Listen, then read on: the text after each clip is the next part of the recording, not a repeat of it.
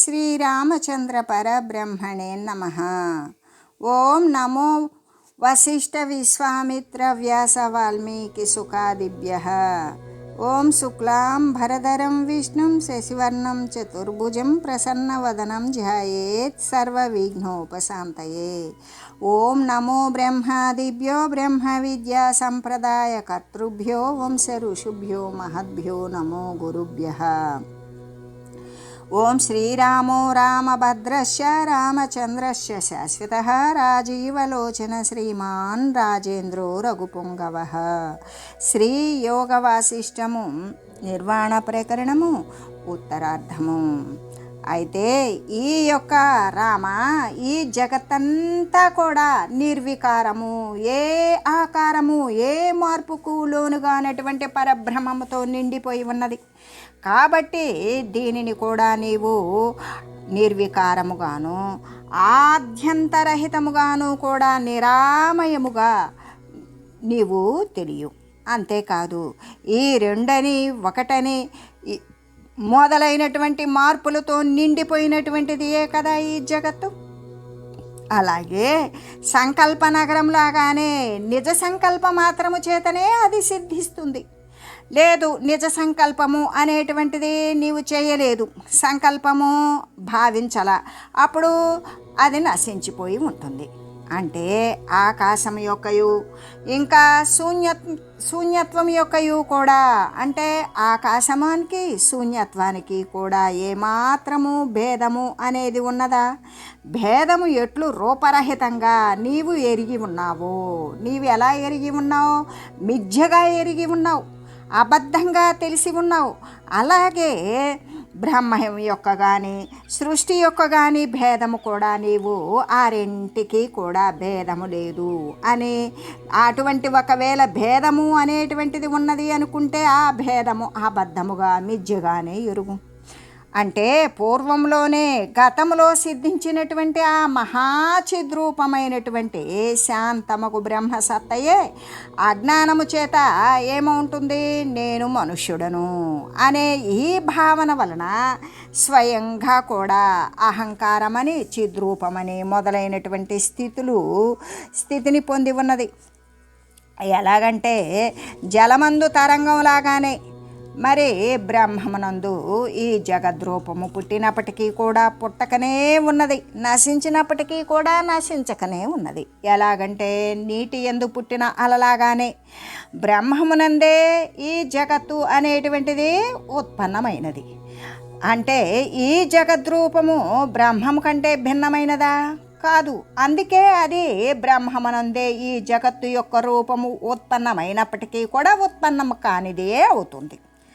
అది నశించినప్పటికీ కూడా జగత్తంతా కూడా నశించింది అన్నా కూడా అది నశించకనే ఉంటున్నది. ఎందుకు? అది అసలుకి దాని ఉత్థాన పతనాలు అన్నీ కూడా బ్రహ్మమునందే జరుగుతూ ఉన్నవి కదా. ప్రత్యేకమైనది లేకపోవడం వలన దాని యొక్క ఉత్పత్తి కానీ నశింపు కానీ ప్రత్యేకముగా ఏమీ లేవు అని చెబుతూ, అంటే వృక్షము ఉన్నది, అది తన యొక్క శాఖలు మొదలైనటువంటి అవయవాల యందు కూడా ఆకాశమందును జలమందును స్థితి కలిగి ఉన్న విధంగానే ఈ పదార్థ రూపముగాను బ్రహ్మరూపముగాను ఉన్నటువంటి బ్రహ్మము తన స్వరూపమందు అవికార రూపమున స్థితి కలిగి ఉన్నది కదా. వృక్షం ఎలా ఉంటున్నది అంటే తన శాఖల యందు వృక్షమే ఉన్నది, మిగతా ఆకులు యందు చిగుర్ల యందు ఫల పుష్పాదుల యందు కూడా వృక్షము తన యందు తాను ఉన్నట్లుగానే ఆకాశం ఎక్కడున్నది? ఆకాశమందునే ఉన్నది. జలం ఎక్కడ ఉన్నది? తరంగ రూపంలో ఉన్నప్పటికీ కూడా జలమందునే ఉన్నది.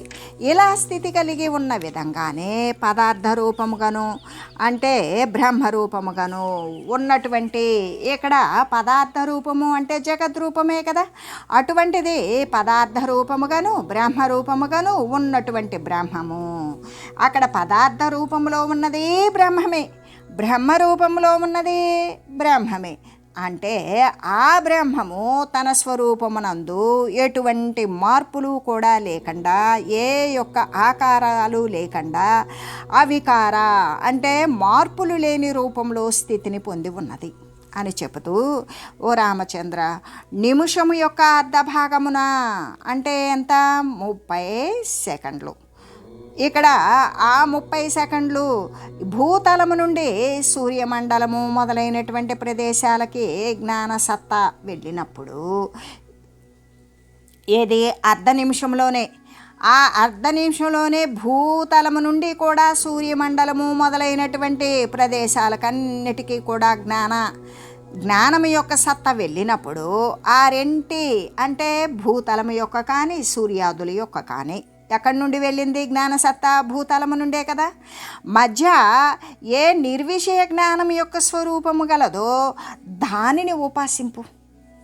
అంటే ఇప్పుడు భూమి నుండి సూర్యుని యొక్క సూర్యమండల ప్రదేశాలకి జ్ఞానాన్ని ఊర్ధ్వంగా పంపేటప్పుడు, అది బయలుదేరిన తర్వాత సూర్యమండలాన్ని చేరకముందు ఈ విధంగా అంటే నిర్విషయ జ్ఞానము యొక్క స్వరూపము ఎలా ఉన్నదో, ఈ భూతలము యొక్క సూర్యాదుల యొక్క ఈ రెంటి మధ్యలో ఉన్నటువంటి ఏ విషయ జ్ఞానము యొక్క స్వరూపమైతే, విషయ జ్ఞానము కాదు, నిర్విషయ జ్ఞానము, విషయాలు లేనటువంటి జ్ఞానము యొక్క అంటే దృశ్యమాన జగత్తు అనేది లేనిదిగా ఉన్నటువంటి ఆ యొక్క విషయాలే లేనటువంటి ప్రాపంచక స్థితి నశించినటువంటి జ్ఞానము యొక్క స్వరూపం ఏదైతే ఉన్నదో దానిని ఉపాసింపు అని చెబుతూ, సంక్షుబ్ధమక్షుబ్ధమితి ద్విరూపం సంవిత్ స్వరూపం ప్రవదంతి సంతః శ్రేయః పరం ఏన సమీహసే త్వం తదేకనిష్ట భవమామతిర్భూహ. ఓ రామచంద్ర, వివేకులైనటువంటి వారు ఆ జ్ఞానుల యొక్క అనుభవ సిద్ధమును వివర్త సహితమును మరి జగద్రూపము చేత సంక్షుబ్ధమును అగు ఒక రూపాన్ని, వివర్తరహితమై అక్షుబ్ధమై పూర్ణానందైకరసమైనటువంటి మరి ఒక రూపాన్ని కూడా చైతన్యానికి గురించి చెప్తూ ఉన్నారు. అయితే ఆ రెంటి యందు కూడా దేని చేతైతే నీకు పరమశ్రేయము కలుగుతుంది అని నీవు ఆలోచన చేస్తావో దాని ఎందే నీవు తత్పరుడవై ఉండు. కానీ వాటిని గురించి పరీక్షించకుండా, విచారించకుండా గ్రహించేటువంటి అవివేకివి అయితే కావద్దు. వివేకులు ఏమని చెప్తున్నారు అంటే, అజ్ఞానుల యొక్క అనుభవ సిద్ధమును, అజ్ఞానముతో అవిద్యతో నిండి ఉన్నటువంటి వారి యొక్క అనుభవాలు, సిద్ధించినటువంటి అనుభవాలు వివర్త సహితమును, అక్కడ ఒకటి ఉంటే మరొకటిగా భావించటం, బ్రహ్మమే సర్వ ఆధారమై ఉంటే బ్రహ్మమునందు జగత్తును చూసి జగత్తుగా భావించడం అనేటువంటి దానితో జగద్రూపము చేత సంక్షుబ్ధమును, అదేవిధంగా ఆ జగత్తే సత్యము అనేటువంటిది సంక్షుబ్ధము, ఎల్లప్పుడూ కూడా బాధనే అనుభవిస్తూ సంకోచిస్తూ ఉన్నటువంటి ఒక రూపాన్ని గురించి చెప్పారు. అంతేకాదు ఇంకా ఏమని చెప్పారు అంటే, వివర్తరహితమై అంటే అక్కడ ఉన్నది ఒకటైతే మరొకటిగా చూసేటువంటిది అజ్ఞానుల సంగతి. కానీ అక్కడ ఉన్నది ఒకటైతే మరొక రకంగా చూడకుండా ఉన్నది ఉన్నట్లుగానే భావించేటువంటిదే వివర్తరహితం. బ్రహ్మమునందు బ్రహ్మమునే చూసినట్లు, అక్షుబ్ధమై ఎటువంటి బాధకు లోబడకుండా ఉండడం, పూర్ణానందైక రసమైనట్టే పూర్ణమైనటువంటి ఆనంద రసముతో నిండిపోయినటువంటి మరి ఒక రూపాన్ని గురించి కూడా అంటే చైతన్యాన్ని బ్రహ్మమునకు వచిస్తూ ఉన్నారు. ముందు చెప్పినటువంటిది ఏంటి, వివర్త సహితంగా ఉంది, జగద్రూపముతో ఉన్నది, అజ్ఞానుల యొక్క అనుభవ సిద్ధమై ఉన్నటువంటి సంక్షుబ్ధంతో ఉన్నటువంటి ఒక రూపమైతే, రెండవ రూపం ఏంటి అంటే ఉన్నది ఉన్నట్లుగానే చూడటం, ఎటువంటి బాధకు లోను కాకుండా ఉండటం, పూర్ణమైనటువంటి ఆనందముతో కూడి ఏకరసమైనటువంటి మరి ఒక రూపమును అయినటువంటి చైతన్యము. ఈ రెంటికి కూడా అంటే బ్రహ్మమునకు వచిస్తూ ఉన్నారు. ఈ రెంటి యందు కూడా మరి దేని చేత నీకు పరమశ్రేయము కలుగుతుంది అజ్ఞానులతో ఉన్నది ఒకటైతే మరొక విధంగా భావించేటువంటి అజ్ఞానుల యొక్క అనుభవ సిద్ధ జ్ఞానము జగద్రూపముచే సంక్షుబ్ధాన్ని కలిగించేటువంటి రూపము నచ్చిందా, లేదు ఇంకా ఏ మహనీయులైతే ఉన్నది ఉన్నట్లుగానే చూస్తూ పూర్ణమైన ఏకరసమాత్రమైనటువంటి ఆనందాన్ని అనుభవిస్తూ ఏ బాధను లేకుండా ఉన్న రూపమైన చైతన్య స్వరూపము నచ్చిందా? ఈ రెంటిలో కూడా నీవు విచారించుకుని ఈ రెంటి యందు కూడా దేని చేతైతే నీకు గొప్పదైనటువంటి లాభము చేకూరుతుందో, పరమశ్రేయము కలుగుతుంది అని నువ్వు తలుస్తావో దాని యందే నీవు తత్పరుడవై ఉండు. కానీ వాటిని గురించి విచారించకుండా, వాటి యొక్క తత్వాన్ని పరీక్షించకుండా గ్రహించేటువంటి అవివేకివి అయితే మాత్రం ఎప్పటికీ కావు కదా, అలా కాకుండా ఉండు అని చెబుతూ, అంతేకాదు దృష్ట సృష్టి జగత్తస్య దర్శనాదేవ సంక్షయ ఇది యత్ ప్రస్తుతం తస్య వర్ణ్యంతే త్రోపపత్తయః. అంటే జగత్తు దృష్టి సృష్టి మాత్రమే అయ్యున్నది, దానిని చూడకపోవడం చేత, దేనిని జగత్తును చూడకపోవడం చేత అది నశించిపోతుంది అనేటువంటి విషయము ఉపాయము కూడా ఈ విధంగా తెలియజేసి ఈ నిర్వాణ ప్రకరణమునందు ఉత్తరార్ధమున పరమార్థయోగోపదేశము అనేటువంటి దానిని గురించి తెలియజేసి ఇంకా కూడా శ్రీ వశిష్ఠ గురుదేవులు ఇలాగా చెప్తూ ఉన్నారు. దేశాద్దేశాంతరం దూరం ప్రాప్తాయాః సంవిదః క్షణాత్ యద్రూపమమలం మధ్యే పరం తద్రూపమాత్మనః. ఓ రామచంద్ర, క్షణకాలములో క్రమముగా ఒక ప్రదేశం నుండి మరొక ప్రదేశానికి, అతి దూరమైనటువంటి ప్రదేశానికి అంటే సూర్యమండలము మొదలైనటువంటి ప్రదేశానికి నీవు నేత్రేంద్రియం ద్వారా వెళ్ళేటువంటి జ్ఞానం యొక్క ఆ రెండు ప్రదేశాల మధ్య ఉండేటువంటి నిర్మలమై విషయమే కానటువంటిది అయిన నిర్విషయమైనటువంటి స్వరూపము ఏదైతే ఉన్నదో అదే కదా పరమాత్మ యొక్క రూపము. ఎలాగంటే రామా, క్రమముగా అంటే క్షణకాలంలోనే ఊహ మాత్రంగానే మనం ఇక్కడ ఉన్నది ఉన్నట్లుగానే శరీరాన్ని ఇక్కడే ఉంచి జ్ఞానాన్ని మాత్రమే సూర్యమండలం వరకు కూడా, అంటే మనకి జ్ఞానము దేని ద్వారా వెళ్తుంది? నేత్రేంద్రియాల ద్వారా సూర్యమండలము మొదలైనటువంటి ప్రదేశాలను కూడా వెళ్ళేటువంటి జ్ఞానం యొక్క ఆ రెండు ప్రదేశాలు.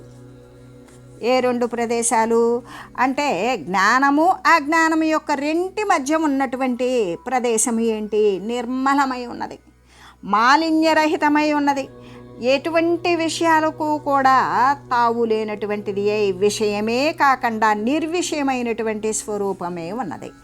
ఆ స్వరూపం ఏదైతే ఉన్నదో, నిర్విషయమైనటువంటి స్వరూపము నిర్మలమై ఉన్నదో అదే కదా పరమాత్మ యొక్క రూపము. కాబట్టి గచ్చన్ శృణ్వన్ స్పృశన్ జిగ్రన్ నున్మిషన్ నిమిషన్ మిషన్ హసన్ నూనం నిరామయత్వాయ నిత్యమే తన్మయో భవ. రామచంద్ర, నిర్వాణ ప్రాప్తి కోసం అంటే మోక్షాన్ని పొందాలి, మోక్షాన్ని చెందాలి అనేటువంటి దానిని పొందడం కోసం నీవు నడుస్తున్నా, తింటూ ఉన్నా, వింటూ ఉన్నా, స్పర్శిస్తూ ఉన్నా, మూర్కొనుచు వాసన చూస్తూ ఉన్నా, కన్నులు తెరిచినా మూసినా, మరే నువ్వు నవ్వుచూ ఉన్నా, ఏడుస్తూ ఉన్నా, నిఖంగా కూడా నిర్విషయమైనటువంటి చిద్రూపమునందే నిత్యము కూడా తన్మయుడు వయ్యుండు. ఎలాగంటే రామా, నడుచుచున్నప్పటికీ, వింటూ ఉన్నప్పటికీ, తాకుచూ అంటే స్పర్శిస్తూ ఉన్నప్పటికీ, వాసన చూస్తూ ఉన్నప్పటికీ, కన్నులు మూస్తూ ఉన్నా, తెరుస్తూ ఉన్నా, నవ్వుచున్నా, సంసార రోగరాహిత్యము కోసము, సంసార రోగము అనేటువంటిది నశింపజేసుకునేటువంటి మార్గం ఏంటి అంటే మోక్షాన్ని పొందడం. ఆ మోక్షాన్ని పొందడం కోసం నిత్యము కూడా ఈ నిర్విషయముకు ఆత్మయందే, దేనికి విషయము కానటువంటి జగత్ సంబంధమైనటువంటి విషయాలు నశించిపోయినటువంటి అసలు లేనటువంటి ఆత్మయందే నీవు ఎల్లప్పుడూ కూడా తప్పనిసరిగా తత్పరుడవై దాని యందే నిష్ట కలిగి తదేక నిష్ఠుడవై ఉండు. అని చెబుతూ తతయేవ నిరాభాసాత్ సత్యాన్నిర్వాసన ఇషణాత్ యథా స్థితం యథాచారామచలామరశైలవత్. కాబట్టి ఓ రాఘవ, జీవన్ముక్త స్థితిని అనుసరించి స్వకులాచారాన్ని బట్టి కూడా వ్యవహరిస్తూ ఉన్నప్పటికీ అయితే ఈ నిరాభాసమై సత్యమై వాసన మొదలైనటువంటి కోరికలు వదిలివేసినటువంటి చిత్స్వరూపము నుండి సుమేరు పర్వతములాగానే ఎప్పటికీ కూడా చెలించకుండా ఉండు. రాఘవ, జీవన్ముక్త స్థితిని అనుసరించి జీవించి ఉండగానే ముక్తత్వాన్ని పొందేటువంటి స్థితిని అనుసరించి స్వకులాచారాన్ని బట్టి మరి ఈ యొక్క దేహ జననాదులు అనేటువంటివి ఏ కులంలో ఉత్పన్నమైనవో ఆ యొక్క కుల ఆచారాన్ని బట్టి వ్యవహరిస్తూ ఉన్నప్పటికీ కూడా ఈ నిరాభాసమై సత్యమై ఏ యొక్క అంటే లేకనే ఉన్నట్లుగా కనబడేటువంటిది ఆభాస మాత్రము. నిరాభాసమై అంటే సత్యము సత్యముగానే కనబడేటువంటిది. అలాగే సత్యమై వాసన అంటే కోరికలు ఇచ్చలు మొదలైనటువంటి అవన్నీ వదిలివేసినటువంటి చిత్స్వరూపం నుండి నీవు ఎలా ఉంటావు? సుమేరు పర్వతం దృఢంగా ఎలా ఉంటుందో అలాగే ఎప్పటికీ కూడా ఈ యొక్క వాటి నుండి ఏ యొక్క వాసన ఇచ్చ మొదలైన వాటిని వదిలివేసినటువంటి చిత్స్వరూపం నుండి అసలు అవి లేనటువంటి చిత్స్వరూపం నుండి నీవు సుమేరు పర్వతంలాగానే ఎన్నటికీ కూడా చెలించకుండా ఉండు అని చెబుతూ, రామా, నీ స్థితిని అనుసరించి యథాచారంగా లోకంలో వ్యవహరిస్తూ ఉన్నప్పటికీ కూడా ఆభాసరహితమై సత్యమై వాసనలు నశించిపోయినవై ఏషణ వర్జితమై అంటే కోరికలు అనేటువంటివి వ్యామోహాలు వదిలివేసినటువంటిది అయి ఉన్న ఆ చిద్రూప ఆత్మ నుండి నీవు సుమేరు పర్వతంలాగానే ఆ మేరు పర్వతం ఎంత దృఢంగా ఉండి కదలకుండా ఉంటుందో అలాగే ఈ చిత్ సంబంధమైనటువంటి విషయాలకు నీవు కూడా పర్వతము కదలనట్లుగానే నీవు కూడా కదలకుండా పరమాత్మ యందే నీవు నిరంతరము నిష్ట కలిగి ఉండు అని చెబుతూ, ఏతద్రూపమవిద్యాయాః ప్రేక్షితాయన్న లభ్యతే ప్రేక్షిత లభ్యతే చేత్సా తద్విద్యైవ పరాభవత్. అంటే ప్రమాణాల చేత విచారించినప్పటికీ కూడా లభించకుండా ఉండడం ఏదైతే కలదో అదియే కదా అవిద్య యొక్క స్వరూపము. విచారించడం చేత లభించినదనుకో అది పరావిద్యే అవుతూ ఉంటుంది. ఇప్పుడు మనం కొన్ని ప్రమాణాదులని తీసుకున్నాం. ఆ రుజువుల చేత ప్రమాణాదుల చేత విచారించినప్పటికీ కూడా దాని యొక్క సత్యత్వం లభించాల. అలా లభించకుండా ఉండడం ఏదైతే ఉన్నదో అదే కదా అవిద్య యొక్క స్వరూపం, అదే అజ్ఞాన స్థితి. విచారించడం చేత లభించిందనుకో సర్వవ్యాపకమైనటువంటి పరమాత్మతత్వము జ్ఞాన విచారణ చేత లభిస్తుంది. అలా లభించినట్లయితే అదే కదా పరావిద్య అవుతున్నది. అంటే ప్రమాణాల చేత విచారించినప్పటికీ కూడా లభింపక ఉండడం ఏదైతే ఉన్నదో అది అవిద్య యొక్క స్వరూపము. విచారించడం చేత లభించిందనుకో అది పరావిద్యే అవుతూ ఉన్నది అనే చెబుతూ, అంతేకాదు ఆ విధంగా ఆ అవిద్య సంభవించలేదు, అసలు పుట్టలేదు. ఇక చిత్తు చైత్యము అంటే ఈ యొక్క చిత్తు యొక్క దృశ్యం యొక్క విషయాల యొక్క భేదం ఏదైనా ఎక్కడైనా ఉన్నదా? ఎందుకు? అసలు ఆ విద్య అనేటువంటిదే లేనప్పుడు ఇక చిత్తు లేదు, చైత్యము లేదు, వాటి యొక్క భేదము అనేటువంటిది కూడా ఎక్కడా పుట్టదు. ఉంటే కదా ఉత్పన్నం కావడానికి. అలాగా భేదం యొక్క అభావము చేత అక్కడ వ్యత్యాసమే లేని కారణము చేత కేవలము తన యొక్క స్వరూపముననే చైతన్యమిక దేనిని ప్రకాశింపజేస్తుంది? కాబట్టి శాంతమై విషయము కానటువంటిది నిర్విషయమైనటువంటి చిన్మాత్ర స్థితియే బలాత్కారంగా ఉదయించినదియే అగుచూ ఉంటుంది. అంటే పరమార్థమున బ్రహ్మమును జగత్తును ఒకటే అయ్యున్నవి కదా. అంటే ఎందుకు ఇక్కడ రెండవది లేదు, అద్వితీయం. ఏది ద్వితీయం నాస్తి అనే పరమార్థమున మనం ఏమని చెప్పుకుంటున్నాం, ఏకో బ్రహ్మం ద్వితీయం నాస్తి. అందుకని ఇక్కడ బ్రహ్మమును జగత్తును ఒకటే ఉన్నాయి కదా పారమార్థికమైనటువంటి విచారంలో. ఎందుకు, బ్రహ్మము కంటే జగత్తు వేరైనది కాదు అని చెబుతూ ఉన్నప్పుడు రెండు ఒకటియే అయ్యున్నవి. కానీ అజ్ఞానము వలన ఆ బ్రహ్మము ఏకమైనను కూడా అనేకముగాను పూర్ణముగా నిండిపోయి ఉన్నప్పటికీ కూడా అపూర్ణంగా నిండనిదిగాను, శుద్ధమై ఉన్నప్పటికీ కూడా అశుద్ధంగా ఉన్నట్లుగా కనబడుతూ ఉంటుంది. దానినే కదా జగత్తు అంటాం అని చెబుతూ, బ్రహ్మము శూన్యముగా ఉన్నప్పటికీ కూడా మరి ప్రళయకాలమునందు శూన్యముగాను, ఏ విధంగా ఇప్పుడు బ్రహ్మము శూన్యముగా ఉన్నను అన్నప్పుడు బ్రహ్మము ఎప్పుడు శూన్యముగా ఉంటుంది, ప్రళయకాలమున శూన్యముగాను, పదార్థాలు లేకుండా ఉన్నప్పటికీ కూడా, అంటే సృష్టి కాలమున పదార్థ సహితాలతోనూ, మళ్ళీ కూడా ప్రళయములో పదార్థాలన్నీ లేకుండా పోవడం చేత ఇక అక్కడ బ్రహ్మము శూన్యముగా ఉన్నను, శూన్యముగాను పదార్థరహితమై ఉన్నను, సృష్టి కాలమున పదార్థ సహితంగాను, దేశం యొక్క అంటే ప్రదేశాల యొక్క సమయాల యొక్క దేశకాలముల చేత అపరిచ్ఛిన్నమై ఉన్నప్పటికీ కూడా పరిచ్ఛిన్నమైనదిగాను, కాలము మొదలైనటువంటి రూపరహితమై అయినప్పటికీ కూడా విశాలమైన దేశకాలాది రూప సహితంగా ఉన్నట్లుగా కూడా అది వర్తిస్తూ ఉన్నది. ఇంకా కూడా బ్రహ్మము ఏ మార్పులకు లేనటువంటిది అయినప్పటికీ, వికారరహితమే అయినప్పటికీ మార్పులు కలిగినట్లుగాను, అంటే వికారవంతంగా కనపడుతుంది. సమమై శాంతమై ఉన్నప్పటికీ సమస్థితిలో లేనట్లు కనబడుతుంది. అశాంతముగా అలజడిగా కనబడుతుంది. సత్తై ఉన్నప్పటికీ కూడా అదృశ్యమై ఉండడం చేత అసత్తుగా ఉన్నట్లుగా కనబడుతూ ఉంటుంది. అలాగే ఇక్కడ నిర్విభాగమైనను, అది ఏమాత్రము కూడా విభజింపబడల.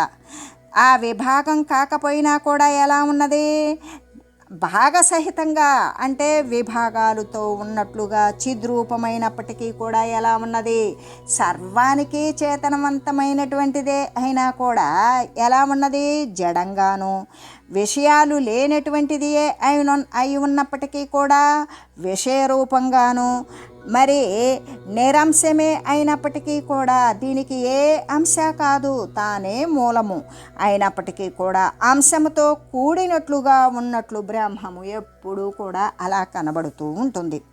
ఇంకా కూడా ఆ బ్రహ్మము అహంకారరహితమై ఉన్నప్పటికీ కూడా, అంటే ఆ బ్రహ్మము ఎలా ఉన్నది, అహంకారము నశించినది అయి ఉన్నప్పటికీ కూడా నేను అనేటువంటి అహంకార సదృశముగాను, నాశరహితమై నాశము లేనిది అయి ఉన్నప్పటికీ కూడా నాశమయ్యేటువంటి నాశవంతముగాను, కళంకవర్జితమైనప్పటికీ ఏ దోషమాలిన్యాలు లేకపోయినప్పటికీ కళంకాలతో కలిసి ఉన్నట్లుగా కూడి ఉన్నట్లుగాను, విషయాలు నశించినది అయి ఉన్నప్పటికీ కూడా విషయాలతో కూడి ఉన్నట్లుగా కూడా అలరారుచూ ఉన్నది. అలాగే బ్రహ్మము స్వప్రకాశమే అయి ఉన్నది. బ్రహ్మమును ఎవ్వరూ కూడా ప్రకాశింపజేయరు. అయినప్పటికీ కూడా పరప్రకాశభూతములైనటువంటి అహంకారాదులులాగానే ఇప్పుడు అహంకారాదులు స్వయం ప్రకాశమైనటువంటి బ్రహ్మాదులు చేతనే ఇవి ప్రకాశింపజేయబడుచు ఉన్నవి ఈ జగత్ సంబంధమైన వస్తుతది. అయినప్పటికీ కూడా బ్రహ్మము స్వప్రకాశమే అయినప్పటికీ ఎలా కనబడుతుంది, వేరొక దాని చేత ప్రకాశించడానికి అవకాశం ఉన్నటువంటి అహంకారాదులులాగానే కనబడుతూ ఉంటుంది. అది దానికి ఒక కాలము లేదు, పురాతనమైనటువంటిదే అయినప్పటికీ కూడా బ్రహ్మము నూతనమైన దానిలాగానే కనబడుతూ ఉన్నది. పరమాణువు కంటే కూడా సూక్ష్మమై ఉన్నప్పటికీ కూడా అనేక బ్రహ్మాండాలను తన యొక్క ఉదరమున ధరించినదిగాను కనబడుతుంది. అంతేకాదు సర్వరూపమైనప్పటికీ వైరాగ్యము మొదలైనటువంటి పురుష ప్రయత్నముల చేత ఈ దృశ్యవర్గాన్ని త్యజించినదిగానే కనబడుతుంది. అంతేకాదు ప్రపంచమే లేనటువంటిది అయినా కూడా, అంటే ప్రపంచరహితమే అయినప్పటికీ కూడా ప్రపంచముతో నిండిపోయిన భూతాలతో నిండిపోయినటువంటి దానిలాగానే కనబడుతూ ఉంటుంది. అద్వితీయమైనది అంటే దానితో సమానమైనది రెండవది లేనిది అయినప్పటికీ అనేక రూపాలతో ఉన్నట్లుగా కనబడుతూ ఉన్నది. అట్లే ఆ బ్రహ్మము మాయారహితమైనను. అసలు బ్రహ్మము అనేటువంటిది మాయ ఉంటే బ్రహ్మం అవుతుందా? లేదు. ఆ బ్రహ్మము మాయ నశించినదియే అయినప్పటికీ కూడా, అసలు మాయ లేనటువంటిదియే అయినప్పటికీ కూడా, మాయా కిరణ మండలం యొక్క నిర్మలమైనటువంటి సూర్యునిలాగానే ఈ శుద్ధ జ్ఞానమాత్ర స్వరూపమే అయినప్పటికీ కూడా అన్నీ తెలిసినటువంటి సర్వజ్ఞునిలాగానే అది ప్రకాశిస్తూ ఉన్నది. ఇంకా కూడా ఈ బ్రహ్మము జగత్తులు అనేటువంటి రత్నాల యొక్క మహాకోశమే అయినప్పటికీ, అంటే గురుతమమైనటువంటి వివేకము అనేటువంటి తక్కిడయందు, అంటే తరాజు యందు తూచినప్పుడు దూది యొక్క లవలేశము కంటే కూడా ఇంకా తక్కువైనదిగాను ఉంటుంది. దృష్టికి గోచరము కానిదియే అయినప్పటికీ మాయారూప కిరణ సమూహం యొక్క చంద్రునిలాగానే అది వెలయుచూ ఉన్నది. అంటే దేశ కాలాల చేత అనంతమైనప్పటికీ కూడా బ్రహ్మము ఏ యొక్క దేశ కాలాల యందు కూడా ఉండనటువంటిదియే అవుతుంది. సర్వ శూన్యస్థానమునందు కూడా వనాదులు యందు, పర్వతాదులు యందు మొదలైనటువంటి వాటి యందు కూడా నిర్మించుట యందు కూడా దాని యొక్క తత్పరమే అయి ఉన్నది అని తెలియజేస్తూ, అంతేకాదు బ్రహ్మము సూక్ష్మతర వస్తువు కంటే కూడా చిన్నవానిలో ఇంకా చిన్నది సూక్ష్మతమమై ఉన్నది. అంటే కంటికి గోచర కానటువంటిదిలాగా.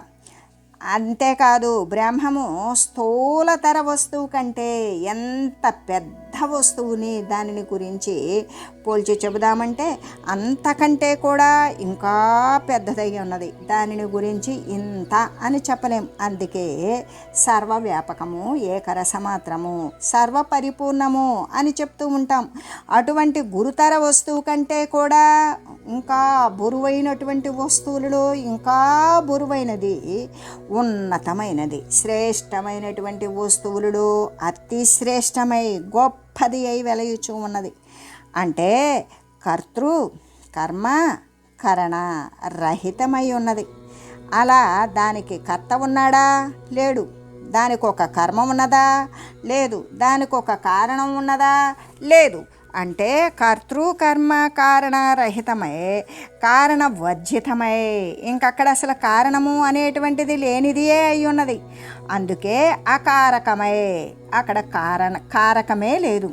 మరేమై ఉన్నది? అంత శూన్యమై, మొత్తము లేనిదే అయి ఉన్న సర్వము తానే అయి ఉన్నప్పటికీ బ్రహ్మము చిరకాలము కూడా కర్తృ కర్మాదులు చేత నిండిపోయి ఉన్నట్లుగా తోస్తూ ఉంటుంది.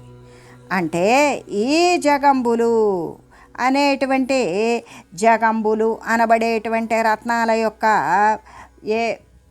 రత్నాలు పెట్టేటువంటి పేటికి అయి ఉన్నది. రత్నాలు దాచుకునేటువంటి ఒక పెట్టె. ఆ పెట్టెలాగానే ఈ జగాలు అనేటువంటి దాన్ని మొత్తాన్ని భరించేటువంటి ఒక పేటిక అయి ఉన్నప్పటికీ బ్రహ్మము అరణ్యములాగానే నిత్యము శూన్యమై ఉంటుంది. అనంతకోటి పర్వతాల వలె కఠినమై ఉన్నప్పటికీ ఆకాశలేశములాగానే కోమలమై ఉంటుంది. ఇంకా కూడా బ్రహ్మము సర్వ పదార్థ రహితమే అయి ఉన్నప్పటికీ కూడా ప్రత్యేక వస్తుకాల రూపంగాను, పురాతనమై ఉన్నప్పటికీ కూడా నూతనంగా క్రొత్తదిగాను, మరి స్వప్రకాశ రూపమే అయినప్పటికీ కూడా అంధకారంలాగాను, ప్రకాశముతో నిండిపోయి వ్యాపించి ఉన్నటువంటిది అయి ఉన్నప్పటికీ కూడా జగత్తు యొక్క తిరోభావము అనేటువంటి తమముతో కూడి ఉన్న దానిలాగానే ఇది ఒప్పుచూ ఉన్నది. అని తెలియజేస్తూ ఓం మంగళం శ్రీ గురుదేవాయ మహనీయ గుణాత్మనే సర్వలోక శరణ్యాయ సాధురూపాయ మంగళం. ఓం మంగళం కోసలేంద్రాయ రామాయ రామభద్రాయ చక్రవర్తి తనూజాయ సార్వభౌమాయ జానకీ వల్లభాయ శ్రీరామచంద్రాయ మంగళం. ఓం తత్సత్.